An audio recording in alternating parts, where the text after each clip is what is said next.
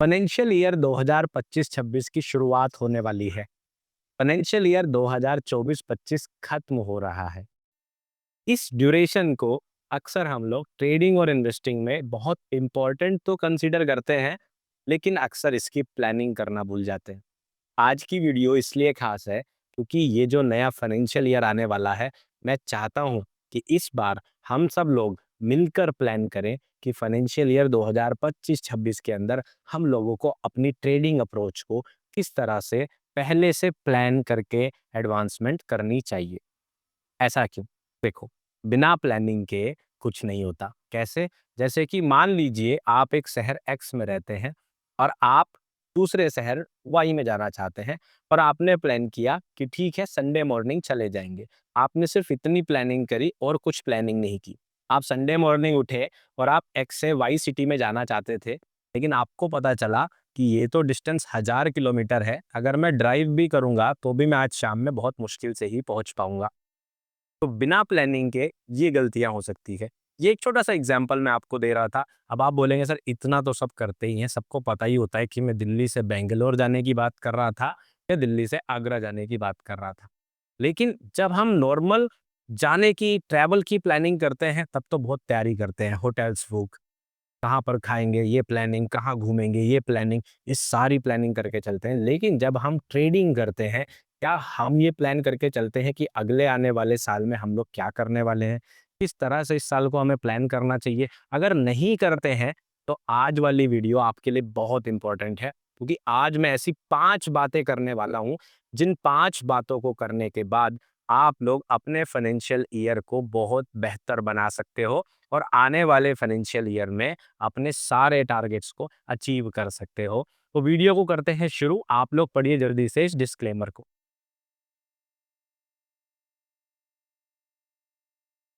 सबसे पहले समझना होगा फाइनेंशियल ईयर होता क्या है, क्योंकि हो सकता है कि आप लोगों को ये भी ना पता हो कि फाइनेंशियल ईयर क्या होता है। तो जैसे कि एक साल होता है कैलेंडर ईयर, जो 1 जनवरी से 31 दिसंबर तक माना जाता है, उसी तरह से फाइनेंशियल ईयर का मतलब होता है किसी भी साल के शुरुआत में 1 अप्रैल से लेकर अगले साल के 31 मार्च तक का टाइम। क्योंकि हम सबको पता है कि अब 31 मार्च आने वाला है, तो जो साल 2024 से शुरू हुआ था वो अब खत्म हो रहा है। लेकिन उससे इम्पोर्टेंट बात ये है कि 1 अप्रैल 2025 से 1 अप्रैल 2025 से एक नया साल शुरू हो रहा है, जो कि 31 मार्च 2026 तक चलेगा। अब फाइनेंशियल ईयर का ट्रेडिंग में, इन्वेस्टिंग में और फाइनेंस की दुनिया में बहुत इंपॉर्टेंट रोल होता है, क्योंकि सारे टैक्सेशन, सारे रूल्स रेगुलेशन, सारी पॉलिसीज यहाँ पर कंपनी के फाइनेंशियल्स, रिजल्ट्स, ईयर ग्रोथ कभी भी कैलेंडर ईयर से नहीं बल्कि फाइनेंशियल ईयर के हेल्प से ही कैलकुलेट होते हैं। तो आपके लिए अगर आप एक ट्रेडर या इन्वेस्टर हो तो कायदे में आपका न्यू ईयर जो है वो 1 अप्रैल से शुरू होने वाला है। तो इसलिए आज उन 5 बातों को समझेंगे जिन 5 बातों के साथ आप लोगों का अगला फाइनेंशियल ईयर बेहतर हो सके। सबसे पहला पॉइंट जो मैं आपको आज बताना चाहता हूं वो है पॉइंट ए। अब ये पॉइंट ए क्या है, इसको समझाता हूं। अब आप समझिए कि आपको एक जगह से दूसरे जगह पर जाना है, जहां पर मैं इसको बोलता हूं पॉइंट ए और इसको बोलता हूं पॉइंट बी। तो आपको अगर यहां से यहां जाना है, तो जब आप ये चीज अपने पर्सनल लाइफ में देखोगे, अपने करियर में देखोगे, तो बहुत सारे लोग हमेशा प्लान करते रहते हैं कि पॉइंट बी कहाँ है। आज से 1 साल बाद मेरे पास ये कार होगी, आज से 1 साल बाद मेरे पास वहाँ घर होगा, मैं वर्ल्ड टूर पे जाऊँगा, इतना मेरे पास फंड होगा, मेरा पोर्टफोलियो इतना बड़ा होगा, आने वाले साल का मेरा रिटर्न इतना ज़्यादा होने वाला है। इस सारी प्लानिंग करने पर अक्सर सबका फोकस होता है। मैं आपका फोकस करना चाहता हूँ पहले पॉइंट ए पर। अब पॉइंट ए से क्या मतलब है? पॉइंट ए से यानी कि जो हमारा पहला पॉइंट है, वो है आप पहले ये जानिए कि आप अभी है कहाँ? अभी आप किस जगह पर स्टैंड करते हो? जिस भी इंसान को अपना पॉइंट ए नहीं पता, ये नहीं पता कि शुरुआत कहाँ से करनी है, वो पॉइंट बी पर कभी नहीं पहुंच पाता और इसीलिए मैक्सिमम लोग ट्रेडिंग में कभी कामयाब नहीं। क्योंकि ट्रेडिंग एक स्किल का गेम है, ये एक ऐसा करियर है जहां पर पॉइंट बी पर पहुंचने से पहले आपको पता होना चाहिए पॉइंट ए कहाँ है। देखो, आज की वीडियो में ज्यादातर मोटिवेशनल बातें होने वाली है, लेकिन मैं आपको मोटिवेट करना नहीं चाहता, मैं आपको इंस्पायर करना चाहता हूँ। ये सारी बातें हो सकता है कि आपने लगे कि ये तो पूरा एकदम कोई मोटिवेशनल स्पीकर बोल रहा है, स्पीच दिए जा रहे हैं प्रियांक, लेकिन स्पीच नहीं दे रहा हूँ। आज मैं आपके दिमाग के सारे जो बंद पोरस है ना, पोरस बोलते हैं ना, जो छिद्र होते हैं, वो सारे छिद्र को खोलना चाहता हूँ, कैसे प्लानिंग करते हैं, ठीक है? सो पॉइंट ई को जानो। पॉइंट ए को जानने के लिए आपको क्या जानना है? सबसे पहले आपको जाननी है आपकी पास्ट परफॉर्मेंस। तो हमारा पहला पॉइंट कुल मिला के जो घूम फिर के आता है, वो आता है कि सबसे पहले आपको जाननी है अपनी पास्ट परफॉर्मेंस कि आप आज कहाँ खड़े हैं। अगर आपने पिछले साल कोई टारगेट लिया था, क्या वो टारगेट आप अचीव कर पाए? यस और नो, ये आंसर अपने आप को दीजिए। आपने अगर कोई प्लानिंग की थी, उस प्लानिंग को आप सही तरीके से एग्जीक्यूट कर पाए? यस और नो, ये आंसर अपने आप को दीजिए। आप देखिए, इस पूरे साल में, पिछले साल में मेरे साथ क्या-क्या बहुत अच्छा हुआ, कौन-सी ट्रेड मैंने बहुत अच्छी ली, कौन-सा सेटअप मेरे लिए सबसे अच्छा काम किया, और इस चीज़ को सोचिए नहीं, डायरी पेन पे लिखिए। आप देखिए आपकी सबसे बढ़िया-बढ़िया क्या ट्रेड्स थी। अपनी टॉप 20 ट्रेड्स की लिस्ट बनाओ, उनको निकालो, उनको स्टडी करो, उनको समझो कि जो मेरी टॉप 20 ट्रेड्स थी, जिसके अंदर मैंने सबसे अच्छा है तो प्रॉफिट कमाया होगा, या सबसे बढ़िया रिस्क टू रिवॉर्ड जनरेट किया होगा, या इसके अंदर ट्रेड करने के बाद मुझे मजा बहुत आया होगा। तो उस तरह की अपनी टॉप 20 से एटलीस्ट 20 से 25 ट्रेड्स, और यहाँ पर मैं ज़्यादातर बातें इस वीडियो में जो कर रहा हूँ, वो ट्रेडिंग को लेकर कर रहा हूँ। अगर आप एक इन्वेस्टर हैं और आप चाहते हैं ऐसी एक प्लानिंग की वीडियो मैं इन्वेस्टिंग के ऊपर भी बनाऊँ, तो आप लोगों को कमेंट करके मुझे बताना पड़ेगा। ठीक है? सो टॉप 20 से 25 ट्रेड्स आप अपने लिखेंगे, चेक करेंगे उसके अंदर आपने क्या अच्छा किया था, क्या अलग किया था, और वो जो अलग और अच्छा आपने किया था, उसी चीज़ को वापस अब रिकॉर्ड करोगे कि आने वाले दिनों में मुझे इसका नंबर ज़्यादा बढ़ाना है। देखो, ट्रेडिंग के अंदर यही है, जब अच्छा हो उसको बढ़ाओ, और जब खराब हो रहा हो उसको कम से कम करो। लेकिन यही नहीं रुकना है, आपको टॉप 20 गुड ट्रेड्स के साथ-साथ अपनी कम से कम 20 से 25 खराब ट्रेड्स भी लिखनी है। यानी कि गुड ट्रेड्स के साथ आपको अपनी बैड ट्रेड्स भी लिखनी है। ये सारी चीज़ें मैं अपने साथ करता आया हूँ कई सालों से, इसलिए आप लोगों को बता रहा हूँ। तो अपने बेस्ट अपने जर्नल में से निकालिए। आप लोगों ने अगर जर्नल करने की आदत नहीं डाली तो पहली बात तो उसे सुधारें, और अगर डाल रखी है तो उससे निकालें। नहीं भी डाली ना, कोई दिक्कत नहीं है, अपने ब्रोकर से स्टेटमेंट निकालिए, ट्रेड लॉग्स निकालिए, देखिए बेस्ट प्रॉफिट कहाँ बना है, सबसे बेकार ज़्यादा लॉस कहाँ हुआ है। उन ट्रेड्स को निकालो, उनको स्टडी करो, चेक करो आपके उस ट्रेड में इमोशंस क्या थी, गलतियाँ क्या थी, और ये चीज़ आपको बताएगी कि आज आप कहाँ स्टैंड करते हो और आपका पॉइंट ए क्या है। जब आपको आपका पॉइंट ए पता चल जाएगा, तब हम चलेंगे अपने आज की वीडियो के सेकंड पॉइंट के ऊपर। जी हाँ, अब आप लोग समझ ही होंगे, आप सब लोग समझदार हो। हमारा सेकंड पॉइंट है, वो है बी पॉइंट। जब आपका पॉइंट ए क्लियर हो गया, अब डिसाइड करो आपका पॉइंट बी क्या है। तो पॉइंट बी को सिंपल से टर्म्स में अगर मैं लिख दूं, इसे हम कहते हैं गोल्स। तो अपने गोल्स डिसाइड करो। अब आपको एक छोटा सा डिफरेंस बताता हूँ। गोल्स और ड्रीम्स, गोल्ड नहीं, गोल्स और ड्रीम्स के बीच में एक छोटा सा डिफरेंस होता है। अगर आपको पता है बहुत बढ़िया, कमेंट करके बता दो, नहीं पता है तो कोई दिक्कत वाली बात नहीं। इसको हम कहते हैं दैट इज एक्शन।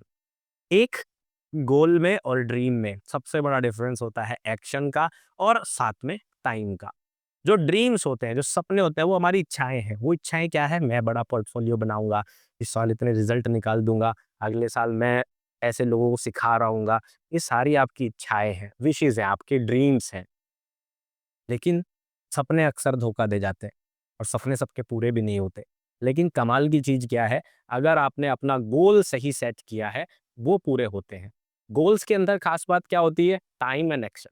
ये टाइम बाउंडेड होते हैं, और इनके अंदर एक एक्शन छिपा होता है। जैसे कि अगर आप ये प्लान करें कि मैं 1 साल बाद ये वाली कार लूँगा, 1 साल बाद लूँगा, 12 महीने बाद लूँगा, और ये वाला काम करके लूँगा, इस वाले एक्शन से लूँगा, तो ये एक गोल हुआ। एक सपना नहीं कि मेरे पास एक कार होगी, नहीं, मैं ये लूँगा।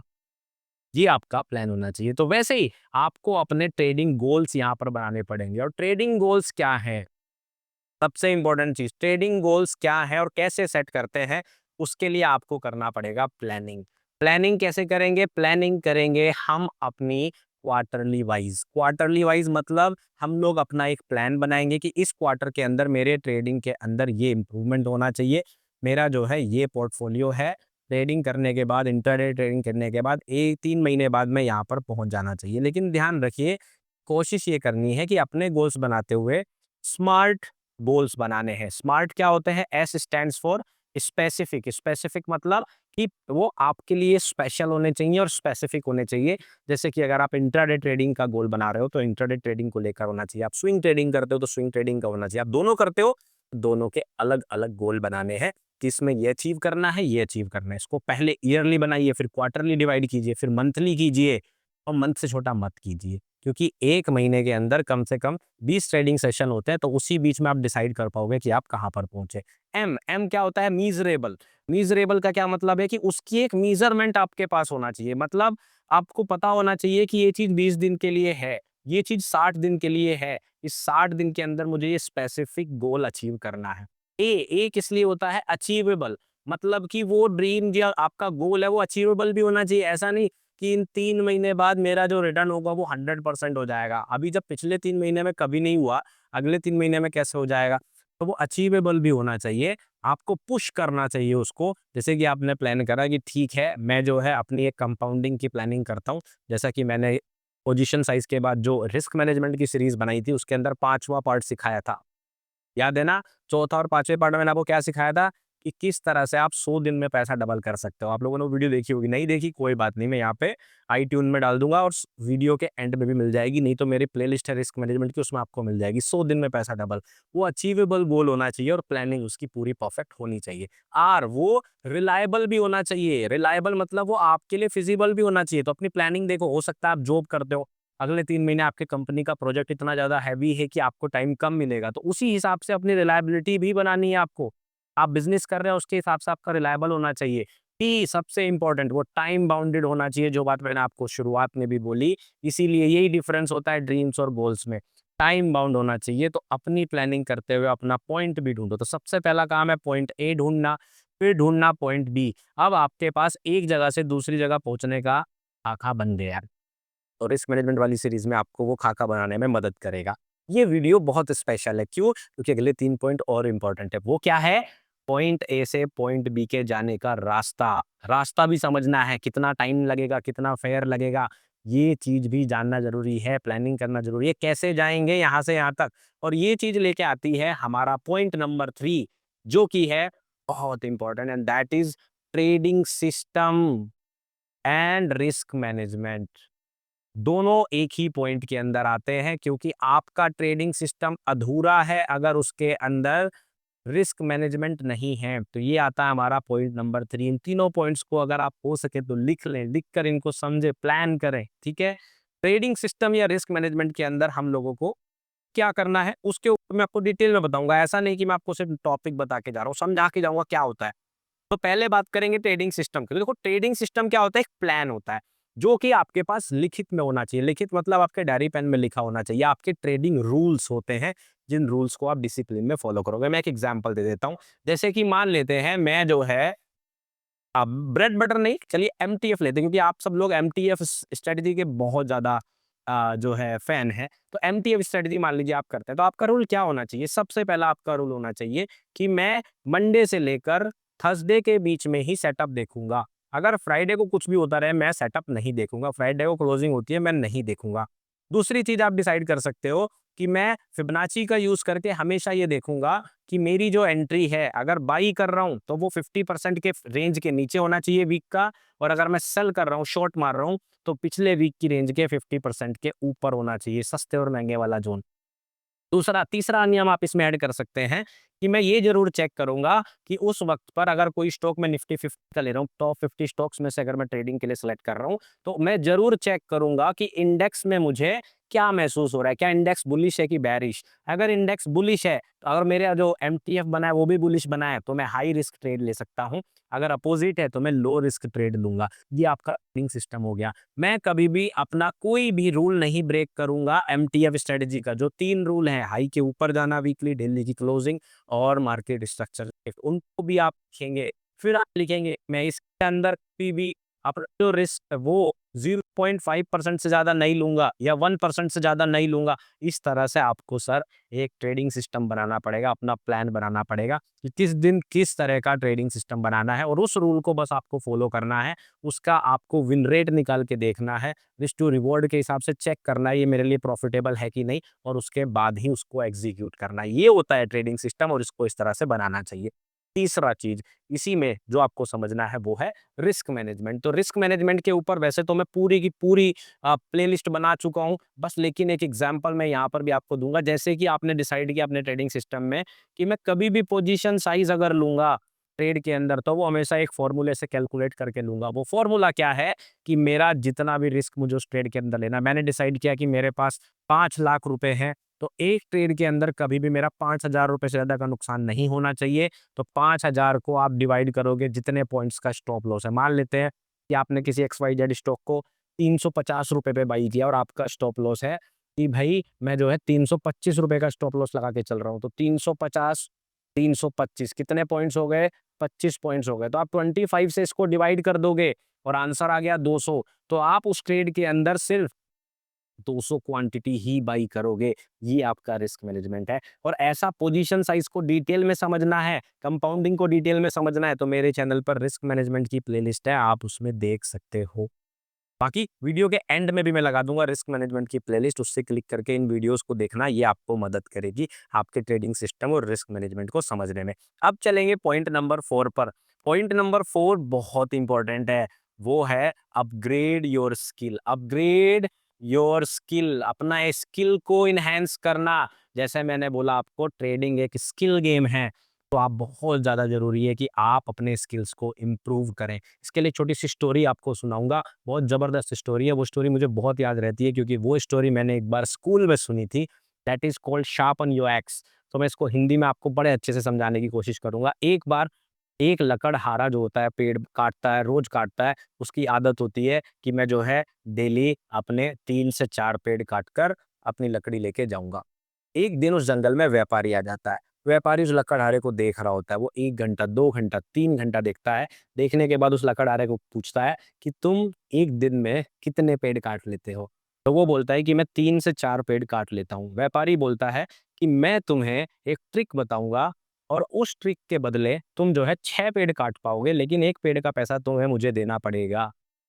ये डील सुनने के बाद लकड़हारा खुश भी होता है, लेकिन सोचता है कि ऐसा तो कोई तरीका नहीं, मैंने आज तक कभी ज़िंदगी में 4 पेड़ पूरे काटे नहीं, तो मैं 5 कैसे काट पाऊँगा, 6 कैसे काट पाऊँगा?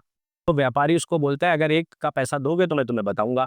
तो बोलेगा, "ठीक है।" लेकिन लकड़हारा एक कंडीशन रख देता है कि, "भाई, मैं सुबह से लेके शाम तक सिर्फ़ और सिर्फ़ 8 घंटे काम करता हूँ, मैं तुम्हारे लिए 9 घंटे काम नहीं करूँगा, 8 घंटे।" तो व्यापारी बोलता है कि, "मुझे मंज़ूर है, मैं तुमसे 8 घंटे ही काम करवाऊँगा।" तो वो व्यापारी उसको बोलता है लकड़हारे को कि बस तुम्हें क्या करना है, आज के बाद 2 घंटे काम करने के बाद आधा घंटा आराम करना है। तो लकड़हारा बोलता है कि नहीं, तुम तो मेरा भी काम खराब कर दोगे, मेरे तो 3-4 पेड़ भी नहीं कटेंगे, मैं तो ऐसे काट ही नहीं पाऊँगा। वो बोलता है कि नहीं, मेरी पूरी बात सुनो, तुम्हें 2 घंटे काम करना है, आधा घंटा आराम करना है, फिर 2 घंटे काम करना है, फिर आधा घंटे आराम करना है और इस आधे घंटे में जब तुम आराम कर रहे होगे, बस छोटा-सा काम क्या करना है, अपनी कुल्हाड़ी को वापस से पत्थर से शार्प करना है, उसकी धार को तेज करना है। लकड़हारा सोचता है कि इससे क्या फ़र्क पड़ जाएगा, वो ट्राई करता है और उस दिन लकड़हारा 7 पेड़ काटता है अगले दिन। देखो, इस स्टोरी से हम क्या समझते हैं कि हम लोग कई बार ये सोचते हैं कि रोज़ ट्रेड करने से हम लोग सीखते जा रहे हैं, अनुभवी होते जा रहे हैं, अपनी गलतियों में सुधार करने की कोशिश कर रहे हैं, तो हम अच्छे ट्रेडर बन जाएँगे। ऐसा नहीं होता मेरे दोस्त। कभी-कभी रुक कर अपनी धार को तेज़ करना बहुत ज़्यादा ज़रूरी होता है और अक्सर ये ज़रूरी होता है। मैं हमेशा बोलता हूँ कि जभी भी आपको लगे कि कुछ दिन अच्छे नहीं गए, आपके स्टॉप लॉसेस लगातार हो रहे हैं, आपको लग रहा है प्लानिंग काम नहीं कर रहा, तो हमेशा एक वेट लो। अपने आप को रोको, उस माइंडसेट से बाहर आओ, फिर प्लान करो कि गलती कहाँ है, उस गलती को पकड़ो, उसे सुधारो। सुधार बहुत ज़रूरी है। तो कुल्हाड़ी की धार तेज़ होने से कम मेहनत से भी ज़्यादा काम हो सकता है। तो अपनी कुल्हाड़ी की धार को तेज़ करना सीखिए, वो बहुत ज़रूरी है। तो अपने स्किल को अपग्रेड आपको करना पड़ेगा सर, और कोई रास्ता नहीं है ट्रेडिंग में। अच्छे लोगों को फ़ॉलो करो, यूट्यूब पर अच्छे ट्रेडर्स को फ़ॉलो करो, अच्छे आपको जो लोग वीडियो बनाते हैं उनमें चूज़ करो। ऐसे लोग ना हो जो सिर्फ पीएनएल दिखाते हो, 4 बात हवा की बोलते हो, अपनी 4 तारीफ करते हो और चले जाते हो। ऐसे लोगों को फॉलो करो जो आपको उस अगर आप किसी को 10 मिनट, 15 मिनट दे रहे हो, उस 10-15 मिनट में आपको सिखाते हो, ऐसे लोगों को फ़ॉलो करो। किसी ट्विटर पे जाओ, वहाँ पे अच्छे ट्रेडर्स को फ़ॉलो करो, जहाँ पे अच्छे आर्टिकल्स पढ़ो, फाइनेंस के आर्टिकल्स पढ़ो। कई बार आपको नहीं पता, आपको लगता है आप टेक्निकल एनालिसिस एक्सपर्ट हैं, आपको न्यूज़ देखने की ज़रूरत नहीं है, आपको ऐसा लगता है, लेकिन देखना शुरू करो, अपनी स्किल्स को लगातार अपग्रेड करो। अगर आप ये करेंगे तो आपको पता चलेगा कि आपको अपने ट्रेडिंग सिस्टम के अंदर क्या इम्प्रूवमेंट करने की ज़रूरत है। अगर आप अपने ट्रेडिंग सिस्टम के अंदर लगातार इम्प्रूवमेंट करेंगे, अपने रूल्स के अंदर इम्प्रूवमेंट करेंगे, अपनी स्किल्स को अपग्रेड करेंगे, तो मैं यकीन के साथ कह सकता हूँ कि आप अपने गोल्स के और करीब पहुँचेंगे। आपको पता चलेगा कि गोल्स अचीव होते हैं, ऐसा नहीं है कि नहीं होते हैं। तो ये चीज़ लेकिन पता तभी चल पाएगी जब आप लोग अपनी स्किल्स को अपग्रेड करेंगे। तो क्या करना है? स्किल्स को अपग्रेड करना है, point number 4 and the last point is very important. 5वां पॉइंट बहुत इंपॉर्टेंट है and that is optimize your planning. अपनी प्लानिंग को ऑप्टिमाइज भी करना है। अब ये ऑप्टिमाइजेशन क्या होता है, इसको भी एक छोटी सी स्टोरी से समझा देता हूँ। चलो, मेरे दिमाग में अभी लिखते लिखते आ गई, बहुत बढ़िया एक चीज मैं आपको बताता हूँ। एक बार एक सेलर होता है, सेलर समझते हो, जो समुद्र में जहाज लेकर जाते हैं, नाविक जिसको बोलते हैं। तो एक नाविक एक प्लान करता है कि मैं इस टापू से निकलूंगा और इस टापू से निकल के जो है इस वाले टापू पर पहुँचूँगा, ये वो टापू है जिस पर सब लोग जाना चाहते हैं, कोई गया नहीं। और वो पूरा 1 साल लगा के प्लान करता है कि इसके लिए मुझे ये वाली खाड़ी से जाना पड़ेगा, फिर यहाँ जाना पड़ेगा, फिर ऐसे जाना पड़ेगा, फिर ऐसे जाना पड़ेगा, ऐसे जाऊँगा और यहाँ पे जाके इसका रास्ता है। लोगों से बात कर के रास्ता निकालता है कि मुझे पॉइंट ए पे जाना है, बी पे जाना है, सी पे जाना है, डी पे जाना है और फिर ई पे जाऊँगा तो मैं कामयाब हो जाऊँगा। बिल्कुल देखो इसकी प्लानिंग, इसे पता है मैं कहाँ खड़ा हूँ, पॉइंट ए पर खड़ा हूँ। इसे पता है मुझे कहाँ जाना है, इस टापू पे जाना है। इसे पता है कि मेरा जो ट्रेडिंग सिस्टम है वो कैसा रहेगा, राइट? इसको ये भी पता है प्लानिंग करनी है। इसका गोल भी सेट है कि मुझे यहाँ पहुँचना है, सारी चीज़ें सही कर रहा है। लेकिन इसके साथ एक गड़बड़ हो जाती है, क्या?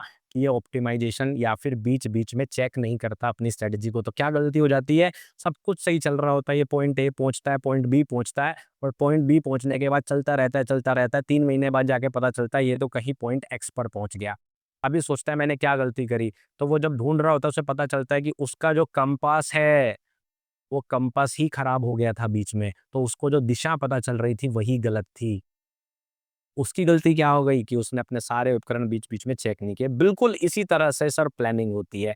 तो आप जो अपना ट्रेडिंग सिस्टम बना के प्लान कर रहे हो ना, गोल सेट कर रहे हो कि इस क्वार्टर में ये करेंगे, इस क्वार्टर में ये करेंगे, नेक्स्ट क्वार्टर में ये करेंगे, नेक्स्ट क्वार्टर में ये करेंगे, इसके अंदर पहले महीने ये, दूसरे महीने ये, 1 महीने ये, 1 महीने ये, इस तरह की प्लानिंग तो सब कर लेते हैं। लेकिन बीच-बीच में रुक-रुक कर इसको रिपेयर करना, जहाँ पर जो गड्ढे होंगे सड़क में उनमें वापस से तारकोल भरना, इस प्लानिंग को चेक करना, क्या बेहतर कर सकता हूँ? मैंने जो नई स्किल सीखी है, उस स्ट्रैटेजी का क्या मैं एक्स्ट्रा यूज़ करके अपने प्लानिंग को फ़ास्ट और बेहतर कर सकता हूँ कि नहीं कर सकता हूँ? ये करना भी बहुत ज़रूरी है। तो मैं फिर से आपको एक बार बता दूँ कि आपको सबसे पहले ज़रूरत है चेक करने की आपकी पास्ट परफ़ॉर्मेंस। अगर आप अपनी पास्ट परफ़ॉर्मेंस चेक करेंगे, पॉइंट ए पता चलेगा। दूसरा चीज़ आपको पता करना है अपने गोल्स कि कहाँ मुझे पहुँचना है। तीसरा चीज़ आपको सेट करना अपना trading system and risk management. चौथी चीज़ फिर आपको प्लान करनी है इसके बाद, वो क्या है? अपने आप को हमेशा, हमेशा अपग्रेड करने की कोशिश करनी है, सीखते रहने की कोशिश करनी है और 5वां बस रिपीट, ऑप्टिमाइज़ अपनी स्ट्रैटेजीज़ को वापस से ऑप्टिमाइज़ करना है। मैं यकीन के साथ कह रहा हूँ अगर आप इस बार प्लान करके चलोगे कि मुझे सही planning, achievable planning, realistic planning, ये मत प्लान करो पहले दिन ही कि मुझे अपना पैसा डबल करना है। एक प्लानिंग मैंने आप लोगों को बताई थी, कौन-सी बताई थी? कि आप अगर समझदारी के साथ सिर्फ़ और सिर्फ़ 6% पर मंथ की प्लानिंग भी लेके चलेंगे, तो भी आप 1 साल में पैसा डबल कर सकते हैं। अब आपको चेक करना आपके स्किल्स आपको क्या अलाउ करते हैं। क्या आपके स्किल्स आपको 1 महीने में 6% देने की कैपेसिटी देते हैं? नहीं देते, कोई दिक्कत नहीं। आप प्लान करो कि 3% पर मंथ मैं प्लान करूँगा और मैं 2 साल में अपना पैसा डबल करूँगा, तो भी बुराई नहीं है। समझ के देखो, अपने प्लानिंग को, अपने स्किल्स को अपग्रेड करके ऑप्टिमाइज़ करके देखो और ऑप्टिमाइज़ करने के लिए एक और सॉल्यूशन बता के जा रहा हूँ। ये एक यूट्यूब चैनल है जिस पे आप ये वीडियो देख रहे हो। अगर पहली बार देखने आए थे ना, इस चैनल को कर लो सब्सक्राइब, क्योंकि पूरे साल बहुत बेहतरीन वीडियोज़ आने वाली हैं और अपना बेस्ट देने वाला हूँ मैं आप लोगों को सिखाने के लिए। तो ऐसे ही सीखते रहने के लिए क्या करना है? बस सब्सक्राइब करना है और अपना फीडबैक ज़रूर छोड़ के जाना है कि ये वीडियो आपको कैसे लगी, जिससे कि अगली वीडियोज़ में उसको और बेहतर करने की कोशिश कर सकूँ। बाकी अगर आप मेरे साथ टेलीग्राम, ट्विटर व्हाट्सएप कहीं पर भी जुड़ना चाहते हैं, तो तीनों के फ्री चैनल्स के लिंक डिस्क्रिप्शन में है। आपको बस क्लिक करके यहीं से जॉइन करना है। मुझे कहीं बाहर मत ढूँढिए, मेरे नाम से बहुत सारे फ्रॉड्स चलते रहते हैं, कभी आप गलत जगह पहुँच जाएँ। सारे लिंक्स डिस्क्रिप्शन में हैं। मैं आप लोगों को मिलूँगा नेक्स्ट वीडियो में, तब तक रखिए अपना ध्यान। Take care, bye-bye.